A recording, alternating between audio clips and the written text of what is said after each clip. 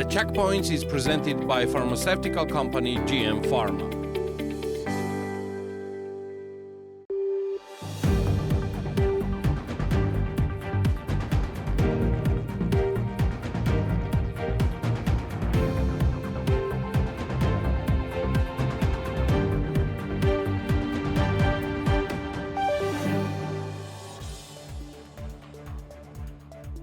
According to the report by Geostat, Georgia's exports in January 2025 amounted to $404 million, reflecting a 19% year-over-year increase. As for imports, $516 million of the total $1.6 billion was attributed to artworks, including $481 million for paintings and $33 million for sculptures. This led to a 45% rise in import statistics.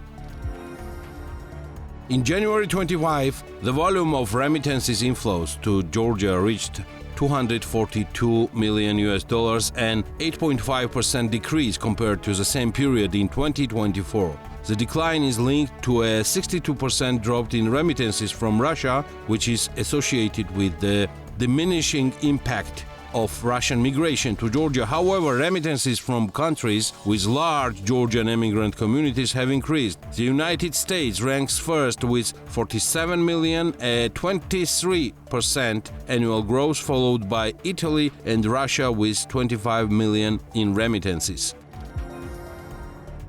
Official statistics indicate that in 2024 the unemployment rate dropped to 13.9%, marking a record low. Compared to the previous year, unemployment decreased by 2.5%. Data also show a downward trend in unemployment over recent years, with the only exemption being the pandemic year of 2021, when the rate exceeded 20%, likely due to the COVID-19 crisis. A story of real employment and investment is here. The company Aversi plans to build a new clinic in Tbilisi on Vazhapshavela Avenue near the Republican Hospital and Aversi Central Clinic. According to the Tbilisi Architecture Service website, the construction permit for the project has already been issued. The property is owned by company Aversi Pharma. According to the Revenue Service, under the tax amnesty program, more than 66,000 individuals have had $424 million in tax debt written off. The agency states that the debt write-off process is actively ongoing, both electronically and through direct applications. The Ministry of Finance published a report on Georgia's state debt as of January 2025. According to the document, total debt in US dollars amounted to $8.54 billion, which is $209 million less than in January of the previous year. However, when measured in the national currency, the debt has increased by 1 billion Georgian lari, reaching 24.6 billion Georgian lari. According to TBC Capital, Georgia imported 335 million kilowatt-hours of electricity in January 2025, representing a 109% annual increase. Of these, 57% came from Russia and 43% from Azerbaijan. The country spent a total $8.7 million on electricity imports in January. The Georgia National Energy and Water Supply Regulatory Commission, GENERC, clarified that the change in the Anguri hydropower plant tariff calculation method will not impact consumer electricity prices. The amendment passed in the third reading by the ruling party's parliament revised the methodology for calculating electricity generation tariffs. Under the new law, the volume of electricity produced by Anguri hydropower plant and the Varnili HPP cascade and supplied free of charge to Georgia's occupied territories will no longer be considered in the tariff setting process for the relevant regulatory period.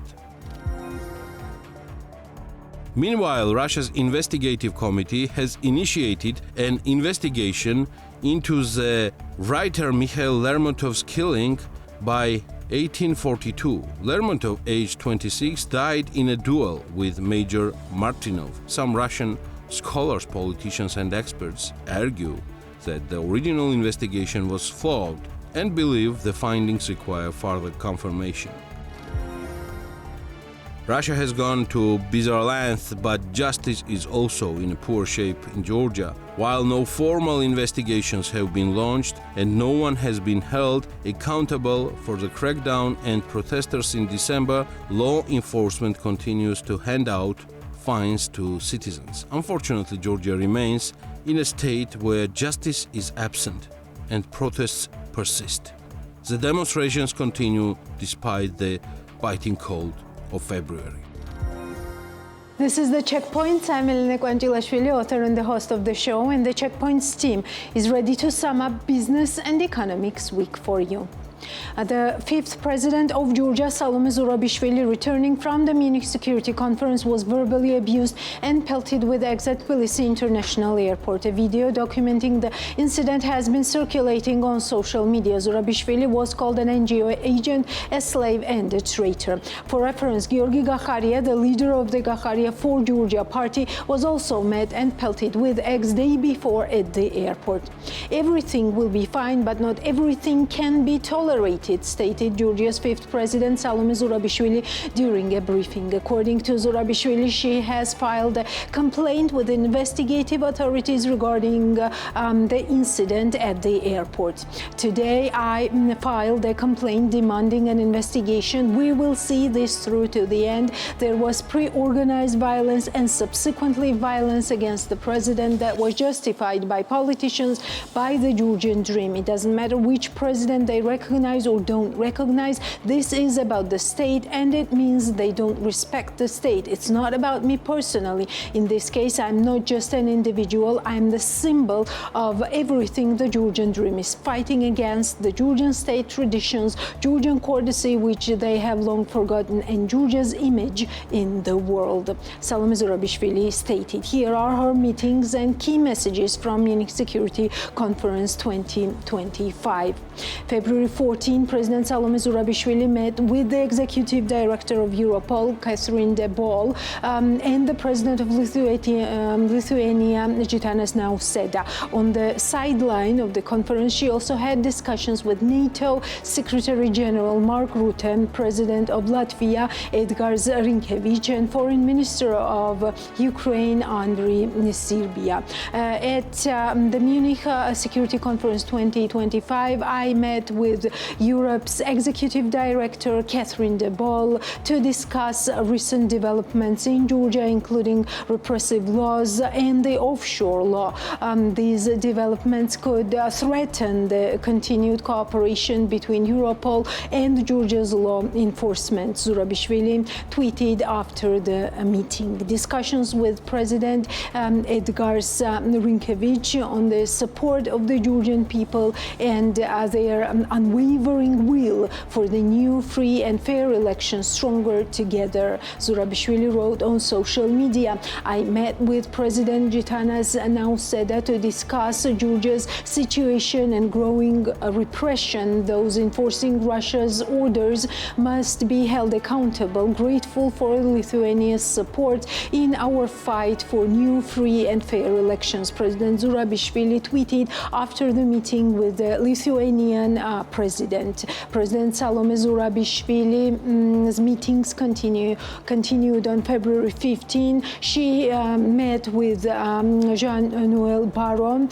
Minister of Europe and Foreign Affairs of France, Joe Wilson, U.S. Representative Petr Pavel, President of the Czech Republic, Maia Sandu, President of Moldova, Luc Frieden, Prime Minister of Luxembourg, and Alarkaris, President of Estonia. Together with Georgi Gakharia, President Zurabishvili met with the Secretary General of the Council of Europe, Alain Berset. Zurabishvili also encountered the President of Ukraine, Volodymyr Zelensky, and HRVP Kaja Kallas.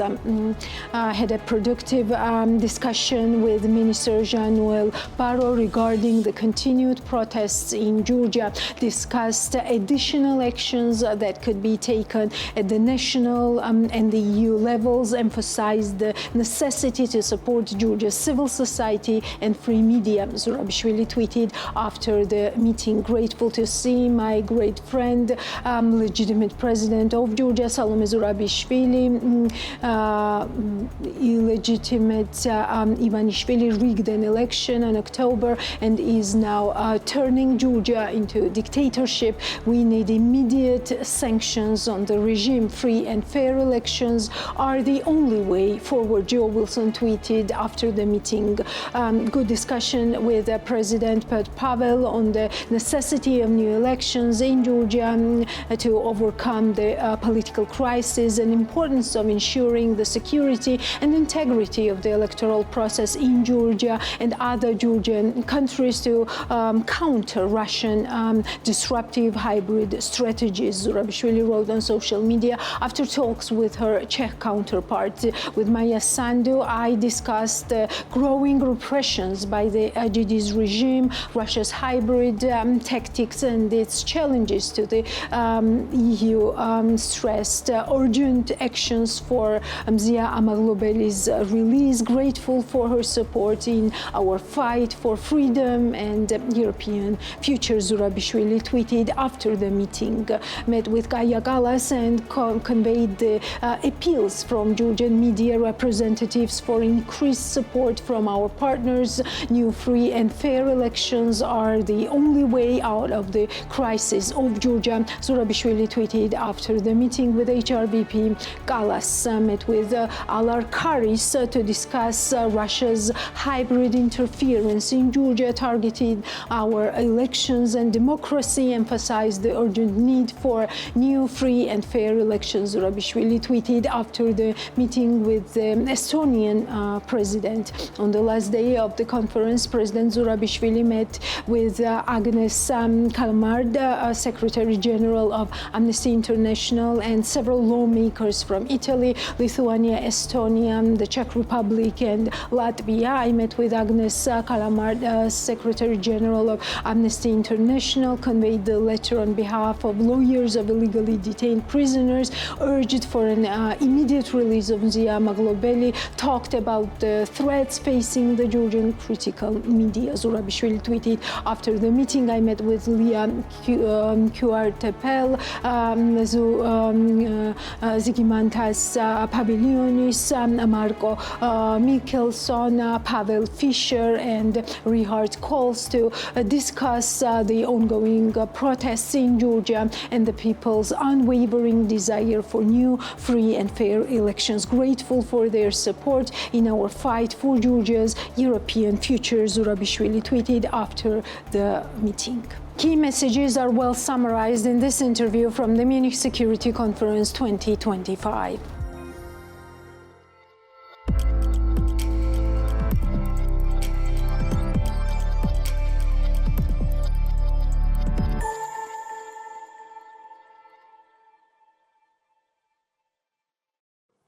Welcome to the YouTube studio here at the Munich Security Conference. I'm Alberto Rodriguez from VisualPolitik, and we're joined today by President Salome Zurabishvili, fifth President of Georgia.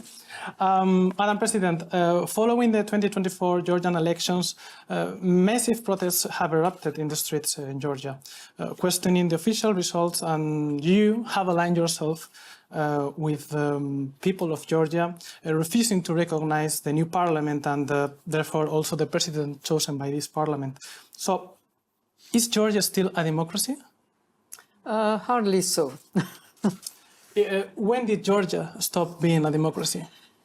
Well, I cannot say when it stopped being a democracy, but it's very clear, maybe at the time of the elections, because when the will of the people is not recognized anymore, then you stop partly already being a democracy. But maybe even more on 1 month after the elections, when the government that is considered by illegitimate and that has gone against the Georgian constitution has decided to repudiate, in a way, the Article 78 of the Georgian constitution that imposes the obligation to every and each institution of the country to do everything in their competence and their possibilities to favor and to accelerate the Euro-Atlantic integration of Georgia. When, contrary to that article, the government decides to stop the negotiations of going towards the adhesion to the European Union, that is anti-constitutional. That is anti the will of the people, because for 30 years or more since independence, and for many, many years before, when it was the Soviet times and people were dreaming, the support to the Euro-Atlantic integration aims of Georgia was supported by 80% of the population. And that is still the same number when you have opinion polls, and there was one a few days ago that supports that. When you go against that will, you're not a democracy. Added to that, of course, you have all these measures of repression, legislation that every day practically limits the right to free expression, limit the right to free demonstration, limit the individual rights of people. The justice is not a justice system. The courts have arrested and sentenced 600 people in the 3 months that have gone by. Not even one court has deliberated in favor of the defendants. They've all concluded to the accusation of the prosecutor. So that says a lot about the justice system. And by now, in Georgia, there is not one single independent institution that is not controlled by one party, and that one party is controlled by one man, and that one man is most probably controlled by Moscow. It's shocking to see the current situation of your country, more taking into account that there was a time when Georgia seemed on the verge of joining the Western communities. There were even talks of its potential accession to NATO and the European Union. Yes, we received the candidate status just a year ago. It seems like a very, very long time, but that was when the whole of the Georgian population came out on the street to demonstrate in favor and to be very happy about this, what was viewed as really receiving the gratification of many years of moving towards these aims and these objectives.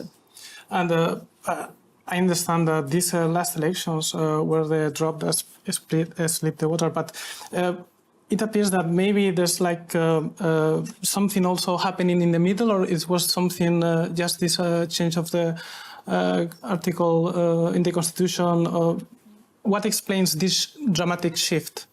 Well, the shift, it's very difficult to say what is the cause of the shift, but that it's 180% reversal of the direction that Georgia was following under all its different governments since the independence in 1991.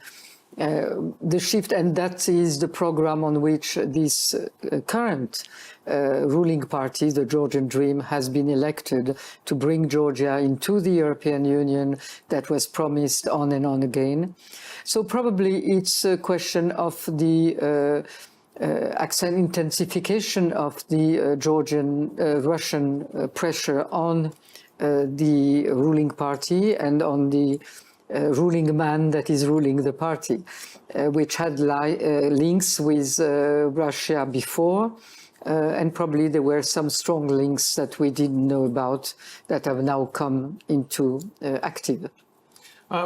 Now that, speaking of Russia, in recent months, hybrid warfare actions, threats against journalists and cases of electoral interferences in European countries have multiplied.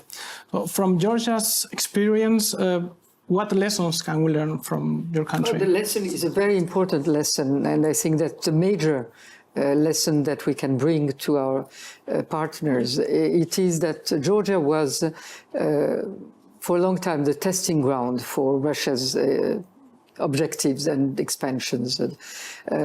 Georgia was the testing ground in 2008, and it was not taken as a test, and no reaction. And then you had Crimea in 2014, and then the war against Ukraine in 2022. Same thing is happening. We have been, during these last elections, the testing ground of a new strategy of Moscow, which is a hybrid strategy, no more, or maybe, but at this time, instead of military intervention, the soft intervention through hybrid pressure and manipulation of elections. That is happened in Georgia, and is driving the country towards Russia, as we are seeing. It has been tried in Romania with the TikTok election.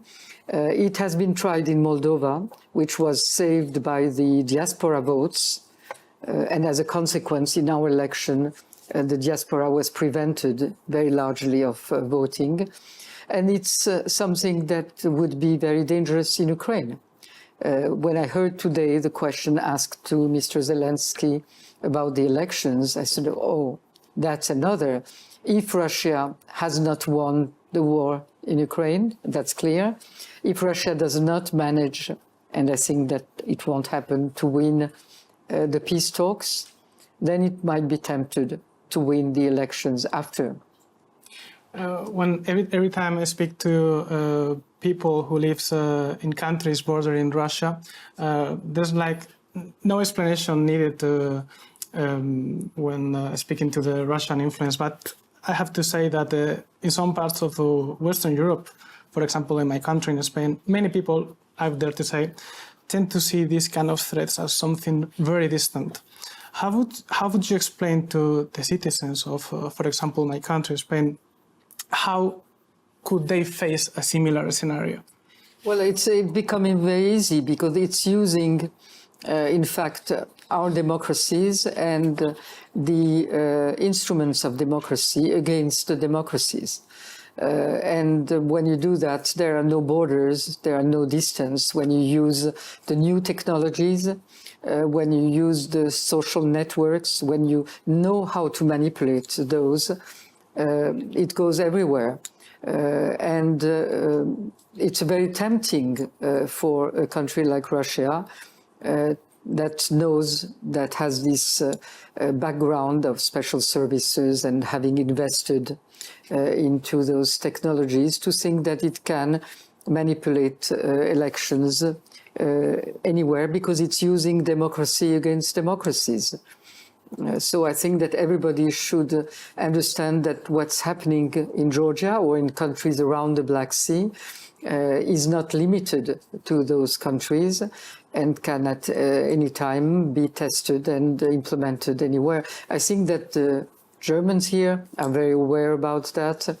I think that no country will be completely immune to those manipulations unless the countries of the European Union start working on this issue, start working on how you can protect better the elections, how you protect them from new technologies, and that's a huge new challenge.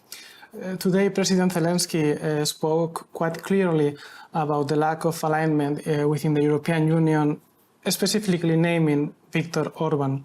Madam President, what role do you think Orban plays in Moscow's networks of influence? Well, very directly, if we look with the Georgian example, the day after the elections, before any result really were known and any observation had been concluded, he came to Georgia to congratulate the new so-called elected government. So very clearly that was the main support. And that also is a big challenge, I think, for the European Union, to not have the ways and means, if European Union wants to have an effective foreign policy, at one point in time, it will need to devise the mechanisms and the voting mechanisms that would allow it to be efficient and reactive. In our case, until today, there has been no decision by consensus of the European Union that has answered this main challenge, which is a government that has been supported, a country that has been supported for 30 years by Europeans, by Americans, with lots of financial support into our institutions, that has now gone from that to being almost an undemocratic country. And there is no instrument in the hands of the European Union, because of the voting modalities, to have a foreign policy. We're running out of time, but I would like to ask two more questions, if possible. I wouldn't be speaking to you today without mentioning a key figure in Georgian politics, with Mikhail Saakashvili, who has been in prison since 2021. Correct me if I'm wrong, because I'm not that inside the Georgian politics, but I understand that you had the possibility to give him a pardon, but you chose not to. Could you? No, that's not. Okay, that's not the case, and this was completely in the hands of the government before, after, and is still in the hands of the government. So his fate is linked to the fate of democracy in Georgia. And linked to the Saakashvili situation, he was sentenced in absentia. You currently are living in Georgia. This is a tough question, but are you afraid of some potential consequence of speaking so loud about this current situation that could be taken against you? I think it's my role.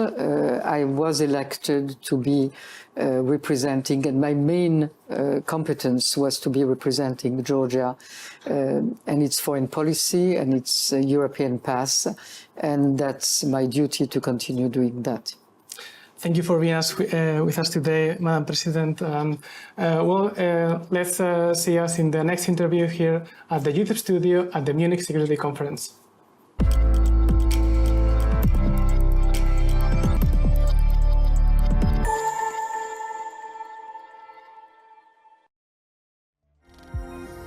What was new in business this week? Natia Taktakishvili has all the answers.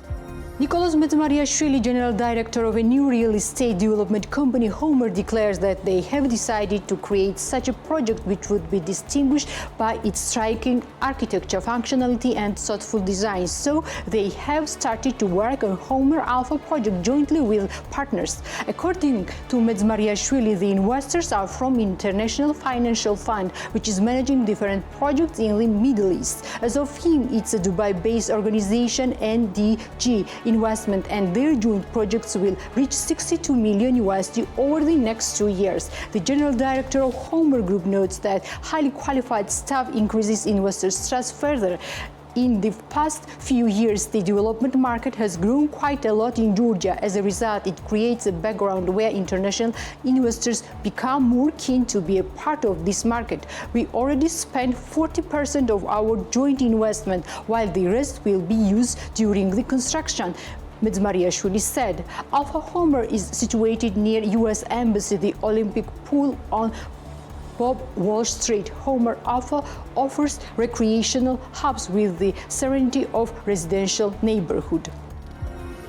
JK Winery, which unites the restaurant chain Dergi and clay wine production line in Georgia, has expanded beyond the country's borders and brought traditional Georgian cuisine to European countries. According to Ek Arukhadze, co-founder of Dergi, in the second half of 2024, 2 branches of Dergi opened in 2 European countries.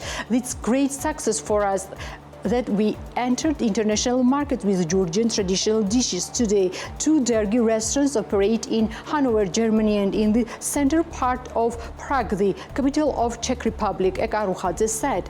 As the founder of Dergi notes, the initiative to bring Georgian restaurants to the European market came from foreign partners. According to Rukhadze, there is continued interest from both European and Asia countries. In Germany, we have a small branch designed for 70 guests, while the Prague restaurant is quite large and can accommodate more than 300 guests. Of course, the wine is produced by JK Winery. We already have offers from new countries, both from Europe and Asia. Negotiations are ongoing and we'll see what happens, Ekarukhadze noted. The history of Dergi began in Kakheti in the village of Nukriani. The restaurant opened in 2021. The 3,000 square meter space combines halls, wine cellar and other spaces along with the restaurant. The restaurant features traditional Kakhetian dishes. Tornike Samkharadze, executive director of jewelry house Zarabkhana, says the company will likely open a branch abroad this year. He discussed this with BMDG. According to him, they have been actively working on entering the foreign markets since last year, and there has already been some progress. At this stage, the company is conducting negotiations with Italy, France, and Great Britain. Active work is ongoing in all three directions. A lot of work has been done, and there is even more work ahead. Throughout the year, we have high hopes that we will expand beyond borders, and unless there are any global negative surprises, we will likely have news in this regard, said executive director of Zarabkhana. Regarding adding a branch in Georgia, Tornike Samkharadze notes that they are actively working in this direction as well. It involves opening either one large branch or two smaller branches. Regarding opening a new branch in Georgia, at this stage we are evaluating the project's profitability. In Georgia's case, investment of over 800,000 lari is planned, while in the case of foreign locations, the investment cost will be much higher due to the higher rental costs, Samkharadze said. This is not Zarabkhana's first attempt to enter the international market. In 2020, the company management stated they were planning to open showrooms in London and Ukraine. In 2023, they said they were planning to open their showroom in Dubai.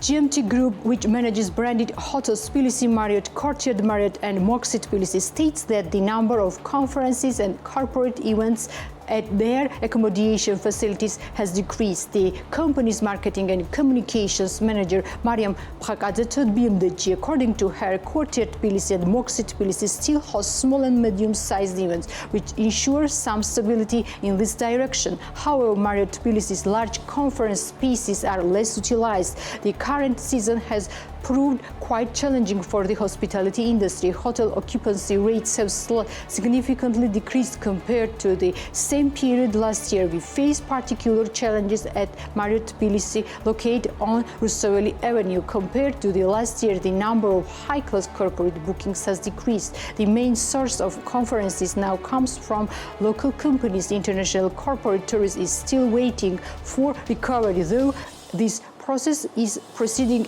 at the rather slow pace, stated Bhakadze. Regarding markets, Bhakadze says that their customers traditionally come from India, United Arab Emirates, China and America. In the case of European tourists, demand has significantly decreased. Traditionally, our main markets are India, the United Arab Emirates, China and America. During the current season, demand from Europe has significantly decreased, Mariam Bhakadze noted.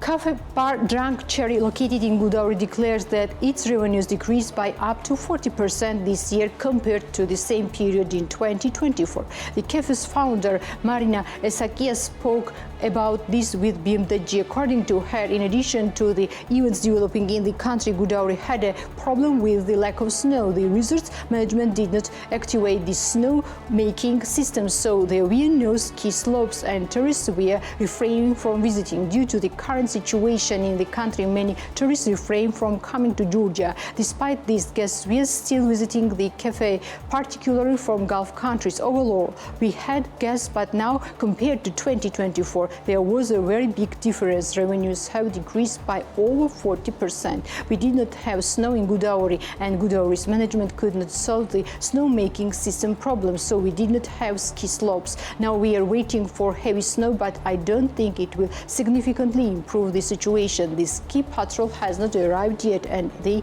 did not explain why they have not arrived, Miranda Esakia stated. Sparkling wine producer company Historia Wine has entered Batumi market. The company's co-founder Anna Gamininska spoke to BMDG about this. According to her, demand from the region has been particularly high since the day they have opened. However, delivery of product during the warehouse holidays was challenging against the backdrop of increased demand. Accordingly, the company decided to cooperate with local wine boutique, which would allow customers to purchase the product on site physically. Since the day we opened, we had very high demand from Batumi and Kutaisi. Whether it's New Year or Valentine's Day, when demand increases, courier services have difficulty delivering orders on time. That's why we wanted to have our own return corner in Batumi where people could come and physically inspect the product. That's why we decided to cooperate with a specific store, said the co-founder of Historia Wines. Anna Kamininska also discusses future plans and states that regional expansion will continue. At the moment, the company is negotiating with two more regions of Georgia, Kutaisi and Zugdidi. She adds that they will probably enter these two regions in March. The sparkling wine company Historia Wine has been successfully operating on the market for the second year. The company produces sparkling wine in cooperation with one of the factories in Georgia. The first chicken restaurant Titila changed its direction as a result of the rebranding, became Titila Grill and Bistro. The company's founder Mariam Marhulia spoke about this with BMDG. According to her, from the day of opening, the demand at their establishment exceeded expectations and gained great popularity in a short period of time. Their lunch menu and sandwiches became especially popular, according for up to 80% of sales. This became the reason why the company implemented rebranding and removed some chicken dishes from the menu. We changed the brand. Initially, our focus was to have all dishes made from chicken, but since sandwiches account for 80% of our sales and lunch are very popular, we became Titila Grill and Bistro. Considering that there are many universities near our establishment, we thought our customers would be students, but it turned out that the majority of our customers are office workers, said the founder. According to Marhulia, the portion sizes of their products at fast food restaurants have increased. Along with the increase in portions, price adjustment became necessary to keep the establishment viable. Considering the high demand for sandwiches, Titila Grill and Bistro started baking their own bread, for which they opened a new production facility on Gazapoli Street. We sell up to 150 sandwiches during the day. Therefore, we decided to open our own production facility where we would make our bread, said the founder. Additionally, customers can purchase products through their website, which covers the entire Tbilisi. The Georgian chicken restaurant in Tbilisi on Kostava Street opened last year in May. The establishment also has online ordering capabilities. Restaurant Abga, located on Gunis Agmarti in Tbilisi, is ceasing operations. The company published relevant news on social media and later confirmed it to BMDG. The reason is decreased demand due to the current situation in Georgia. The restaurant has employed 30 people. Due to the current situation in Georgia, we have made the decision to temporarily close our restaurant from February 1st. We are sorry to share this information, but we believe that we will soon return to the desired rhythm, the company states.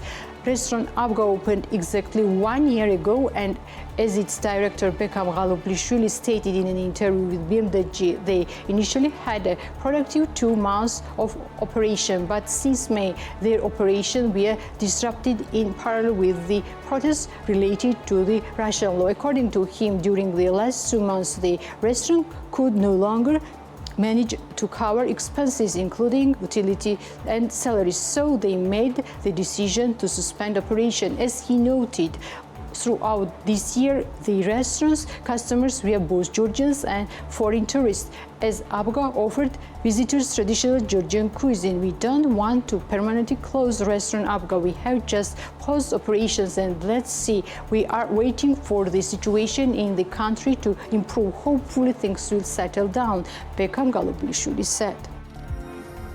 Cemal İnayishvili, chairman of the supervisory board of the Tbilisi Dry Port, declares that the port will begin operations in the second half of April.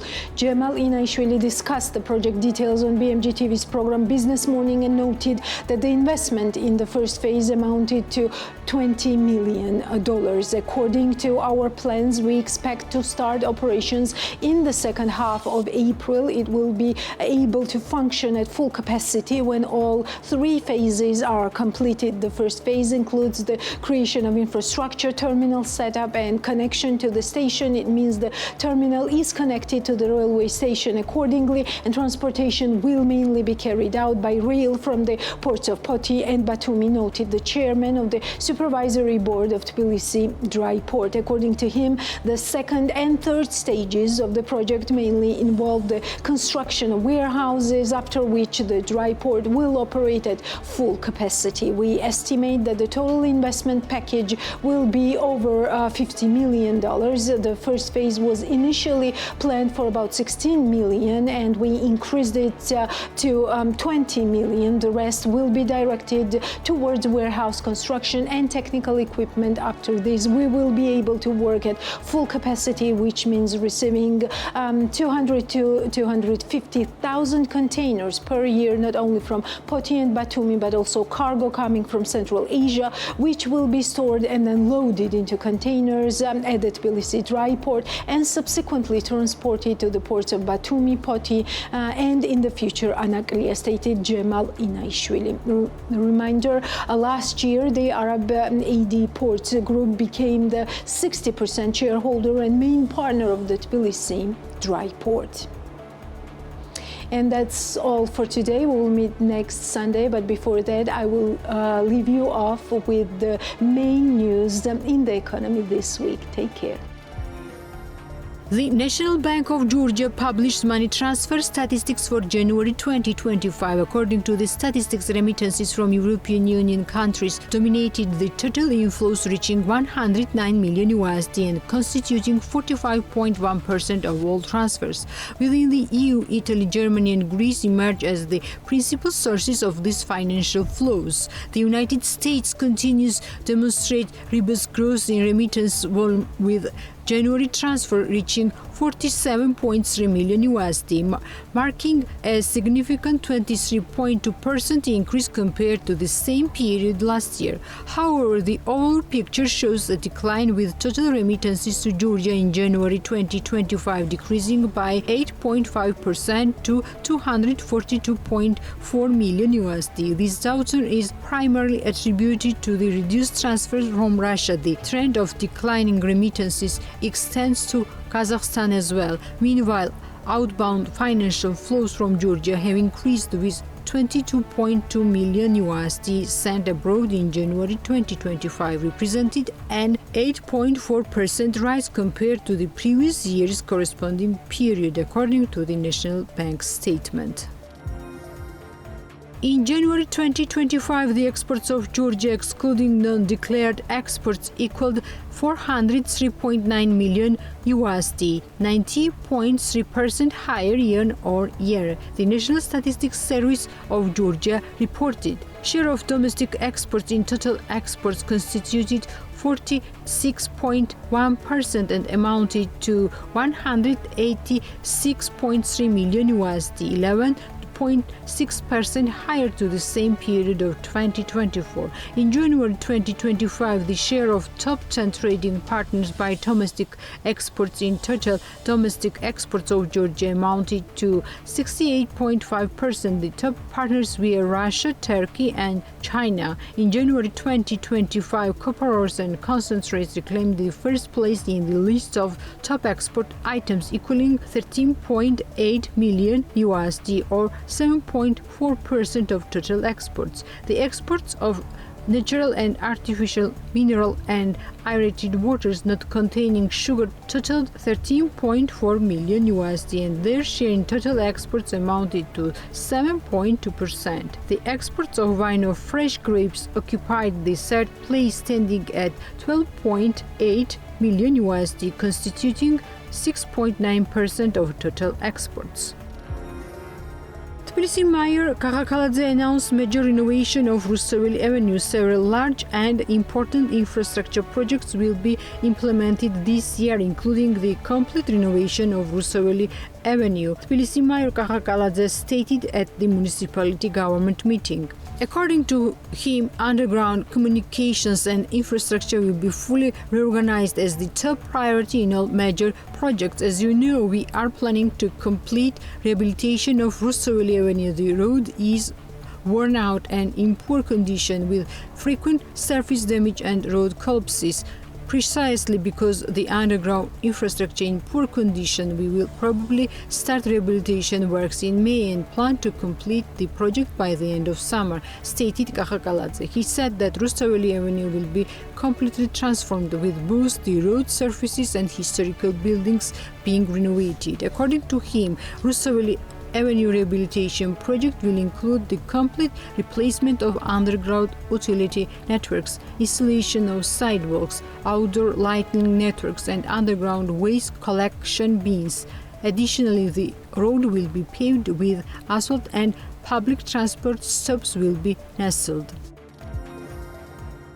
In Q4 2024, unemployment rate in Georgia decreased by 1.1 percentage points compared to the corresponding period of the previous year and equaled 14.2% according to the preliminary data from the National Statistics Office of Georgia. In Q4 2024, compared to the corresponding period of the previous year, the number of hired employees increased by 12.1 thousand persons and reached 978.5 thousand, while the number of self-employed persons by 19.7 thousand and equal to 433.5 thousand. In the same period, the number of unemployed decreased by 14.7 thousand and equaled 233.9 thousand. In Q4 2024, compared to the corresponding period of the previous year, the unemployment rate decreased in urban settlements by 1 percentage points, while in rural settlements by 0.6 percentage points. Traditionally, the unemployment rate is higher for men than for women. In Q4 2024, compared to the corresponding period of the previous year, this rate decreased by 2.4 percentage points for women and by 0.1 percentage points for men, equaling 11.9 and 11.1 and 16.7% precisely. The labor force participation rate is higher for men than women. In Q4 2024, the indicator for women was 45.1% and for men 66.3%. The labor force participation rate for women increased by 0.7 percentage points, while for men it increased by 0.4 percentage points compared to the corresponding period of the previous year. In Q4 2024, unemployment rate for women decreased by 1.7, while for men by 0.4 percentage points compared to the corresponding period of the previous year. In January 2025, Georgia purchased 143,000 tons of oil worth $107 million USD, which represented a 33% growth in value year-on-year, while the volume of fuel imports increased by 45%. According to the statistics, the increase in imports is mainly related to the increase in fuel purchases from Russia, as the growth is 49%. In total, Georgia purchased petroleum products worth $55 million USD from Russia in January. Romania ranks second in imports with 18 million USD, while Bulgaria is third with imports worth 17 million USD. Regarding the previous year's results, in 2024, Georgia purchased 1.6 million tons of oil worth 1.3 billion. Of these, oil worth 520 million USD came from Russia, 184 USD million from Bulgaria, and 164 million USD from Romania.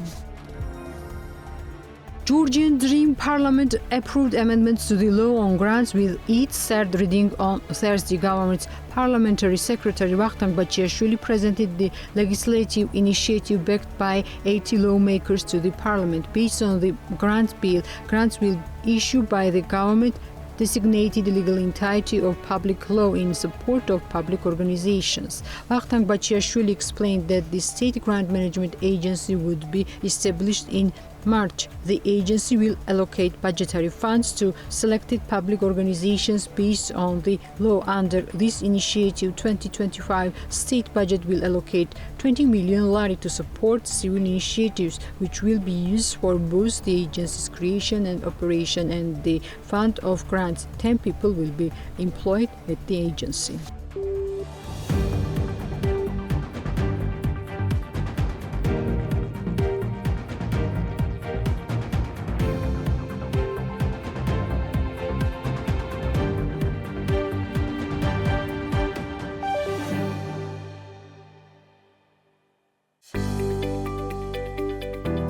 The Checkpoints is presented by pharmaceutical company GM Pharma.